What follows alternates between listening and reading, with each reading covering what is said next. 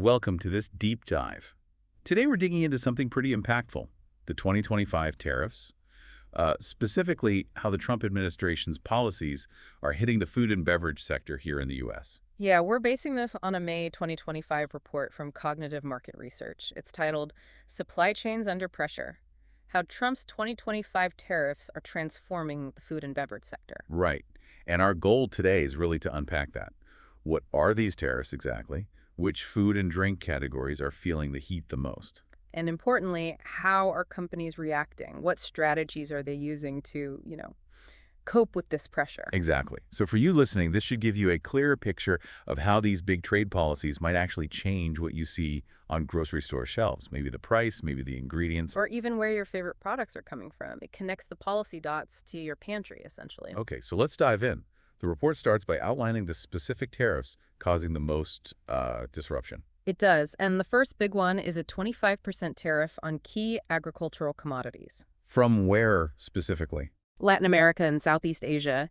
We're talking about essentials like palm oil, soybeans, bananas, even cocoa. Wow, okay, those are in everything. They really are foundational ingredients. And this hits major companies, think Kraft Heinz or Mondelez. The report suggests they could be facing cost increases somewhere around 18%. 18%, that's huge. How long can they absorb that before passing it on? That's the million-dollar question, isn't it? It puts immense pressure on their margins. Okay, so that's raw ingredients. What else? Then there are tariffs on processed food and beverage imports. These range from 20 to 30%. And where are those coming from? The EU, India, South Korea. This covers a huge variety. Canned goods, snacks, sauces. So like pasta sauce from Italy, maybe? Could be. Also wines, spirits. It's a broad sweep hitting many imported finished goods. Okay, ingredients, finished goods, anything else. The report mentioned packaging too, right? Yes, and that's often overlooked but critical. A 15% tariff on packaging inputs, and that includes food-grade aluminum. Ah, so cans, soda, energy drinks. Exactly. The Can Manufacturers Institute actually flagged this as a major concern. They're warning about potential price hikes for anything in a can. So it's hitting the supply chain from multiple angles: raw materials, finished products, and the packaging. Precisely. It creates this complex web of cost pressures. Okay, let's break it down by sector then. How about packaged foods and snacks? That seems like a prime target. Absolutely. The report highlights their heavy reliance on those imported ingredients we mentioned: palm oil, spices, cocoa, processed sugar. Right. With landed costs potentially jumping by up to 25%, it's a massive challenge. How do you keep prices reasonable for consumers? So what are the big names doing, like General Mills, PepsiCo? They're scrambling to diversify sourcing. The report mentions looking at places like Brazil, Nigeria, Turkey, basically, places not hit by these specific tariffs. That sounds like a huge undertaking. Rerouting entire supply chains. It is, and it's happening alongside R&D efforts. They're trying to reformulate products, find alternative ingredients that work and don't break the bank. Which must be tricky, maintaining taste and quality. Very. And that's where market research becomes absolutely vital. How so? Well, you need data to vet these new suppliers. Are they reliable? Is the quality consistent? What are the logistics like? Makes sense. Plus, you need to know if consumers will even accept a reformulated product. Will they notice the change? Will they care? Market research helps answer that.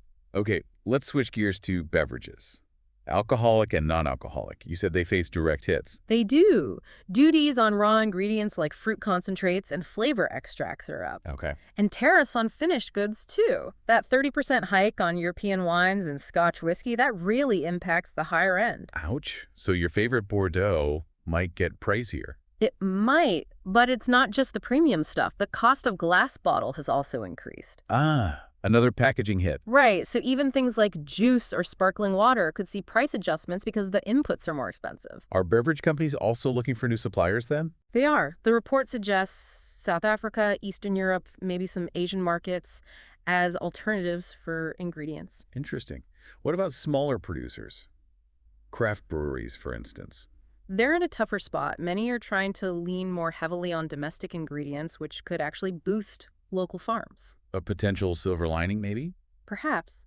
But they're also actively lobbying for some kind of relief because these cost increases are really painful for smaller businesses. And I assume market intelligence is key for them too. Pricing decisions must be tough right now. Crucial. They need to understand how much cost they can pass on without losing customers, especially with inflation already high. It's a very delicate balance. Okay, let's talk dairy and animal products. Sounds like a different set of pressures there. It is. A big one for them is rising feed costs.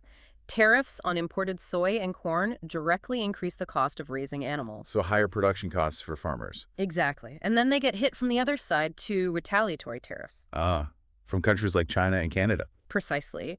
They've put tariffs on U.S. meat and dairy exports in response. So major markets are suddenly harder or more expensive to sell into. So costs go up, but major export markets shrink. That sounds like a squeeze. It is. You can end up with too much supply domestically, which pushes down the prices farmers get, even while their input costs are rising. A real bind. How are the big players like Tyson or Dean Foods handling this? They're using market research extensively. First, to understand these demand shifts. Second, to scout for new export destinations. Like where? The report mentions Indonesia, the UAE, South Korea as potential growth areas.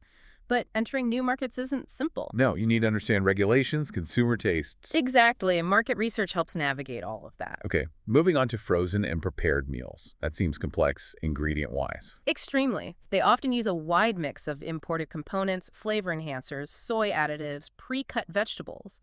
Many now hit with tariffs up to 25%. And logistics must be a headache, keeping everything frozen. Definitely. Shipping route changes, customs delays. It all adds cost and complexity to the cold chain. So what's the strategy there? Many are looking at nearshoring using co-packers in places like Mexico, perhaps, or boosting domestic contract manufacturing, trying to shorten those supply lines. And the research focus shifts too, I imagine. It has to. It's not just about ingredient cost anymore. It's about analyzing cold chain infrastructure in new regions, checking partner production capacity, even optimizing shelf life in case of delays. Quality control is paramount. Right. Okay, last category. Health and organic foods. You'd think they might be safer, but apparently not. Not entirely immune, no. Many rely on niche imported ingredients. Think quinoa from Peru, goji berries often from China, matcha from Japan. Ah, and those are getting hit by tariffs too. Yes, making these specialty items more expensive to source. And for these brands, isn't their reputation really tied to sourcing, transparency and all that? Absolutely. That's a core part of their brand promise. So if tariffs force them to switch suppliers, they risk damaging that reputation if consumers perceive a drop in quality or a change in ethical standards. So what do companies like Whole Foods or Nature's Path do? They use market research very carefully to rigorously vet any new potential suppliers, ensure they meet standards, and also, crucially, to monitor consumer sentiment. How will their customers react to any changes? Communication seems key then. Very much so. The report suggests consumers might accept changes if brands are upfront about why, linking it to maintaining affordability or sustainability efforts, for example. We've touched on China a few times, but let's focus there.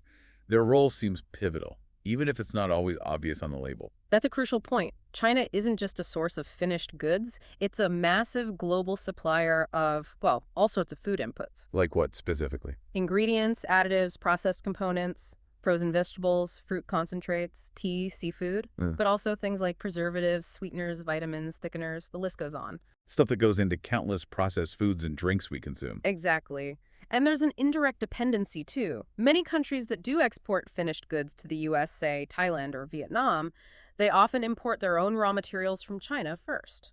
Ah, so tariffs on Chinese ingredients create ripples far beyond direct imports from China. Precisely. It affects cost, compliance, even how quickly companies can develop new products right across the sector. It shows just how interconnected everything is. Okay, so drilling down further, how are the actual food and beverage manufacturers coping with this direct hit, especially on China-sourced inputs? It's tough. Those tariffs on things like ascorbic acid, citric acid, MSG, xanthan gum, artificial sweeteners, China dominates production for many of these. And the cost increase is significant. Yeah, 20–30% increases on essential additives. That puts immediate pressure on products ranging from canned drinks to ready meals. Margins get squeezed hard. Is it hitting all manufacturers equally? Probably not. Mid-sized producers, especially those with really long-standing, established relationships with Chinese suppliers, might find it harder to pivot quickly. They might lack the resources or flexibility of the huge multinationals. And finding alternatives isn't just a quick search online, I guess.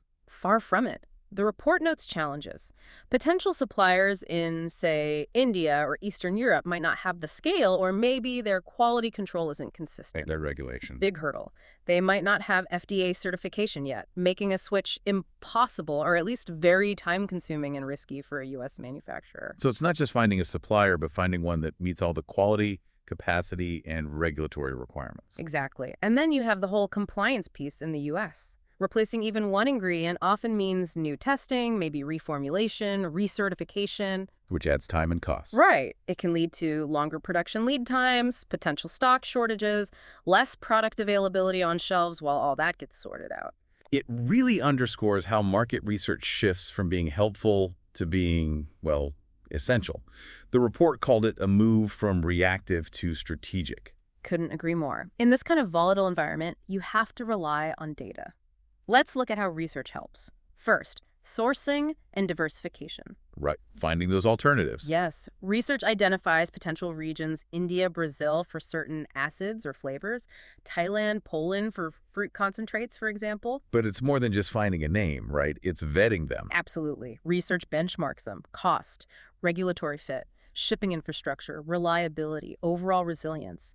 It's about making informed strategic choices, not just patching a hole. Okay, what else? Price tracking must be huge. Critical. With prices for things like preservatives, emulsifiers, thickeners fluctuating wildly, you need real-time monitoring. How does research help there? By analyzing all the drivers, crop yields, commodity prices, energy, logistics, it helps build dynamic price models. This informs budgeting, negotiation tactics. And decisions like locking in contracts. Exactly. Knowing when to make those forward buys or how hard to push in vendor negotiations, it provides that crucial foresight. And recipe reformulation. That seems like a major strategy now. It is. Research helps R&D pinpoint substitutes that dodge tariffs or are available locally, like switching citric acid sources, maybe from China to Spain or Italy if it's lemon-derived. Ah, okay. Research also maps the regulatory landscape for those substitutes, making sure everything stays compliant with FDA and USDA rules. Makes sense. Then there's the consumer side. How much will people tolerate price increases? A huge question. Yeah. Market research tackles this with tools like conjoint analysis, seeing how people trade off features and price, also test marketing, sentiment tracking. So companies can figure out which products can handle a price bump. Precisely. Or where they need to adjust sizes, run promotions, reposition the product. It guides the whole pricing and marketing strategy. And finally, keeping an eye on policy itself. Yes. Scenario planning. Research helps model potential shocks. What if tariffs expand to sweeteners? What if Chinese seafood faces restrictions? So companies can build contingency plans. Right, like lining up backup vendors, maybe buying ahead of anticipated tariffs, or even planning for temporary production pauses if needed. It's about proactive risk management. So given all this, what are companies actually doing? What are the main strategic responses we're seeing? Well, the big multinationals, Nestle, PepsiCo are mentioned, are definitely pushing more towards regional sourcing and nearshoring, trying to shorten those vulnerable long-distance supply lines. Makes sense. Less exposure. Beverage companies seem to be accelerating ingredient buying from South America and Europe, maybe accepting slightly higher costs for more security. What about smaller companies? They're often using co-manufacturing partnerships more, maybe exploring contract farming closer to home, like in Mexico or Southeast Asia, more agile approaches. And technology. Big investments in digital supply chain platforms. Getting that real-time visibility on prices, tariffs, shipments is crucial for quick decisions. And of course, the reformulation we talked about. Tweaking recipes to avoid costly imports. Definitely a major ongoing effort across the board. It seems the companies that are really leaning into data, staying agile, are the ones managing best. Yeah, adaptability in using that market research strategically seems key. It really is. It's shifted from just a data function to a core strategic imperative in this complex environment. Okay, well, this has been incredibly insightful. Let's try to sum up.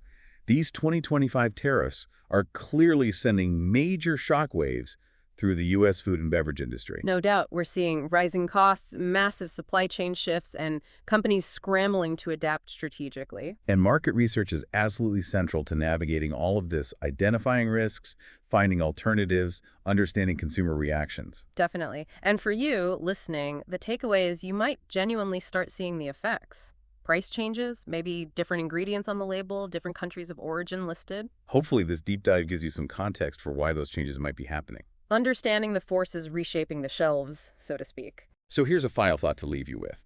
As these global supply chains keep getting more complex and, frankly, more vulnerable to political winds, how does the food and beverage industry strike that balance? The balance between managing relentless cost pressures and meeting your expectations for quality and consistency. And looking ahead, what role will technology play? Can it help build supply networks that are not only more resilient, but also more transparent, ready for the next inevitable disruption? Something to chew on. Thanks for joining us for this deep dive.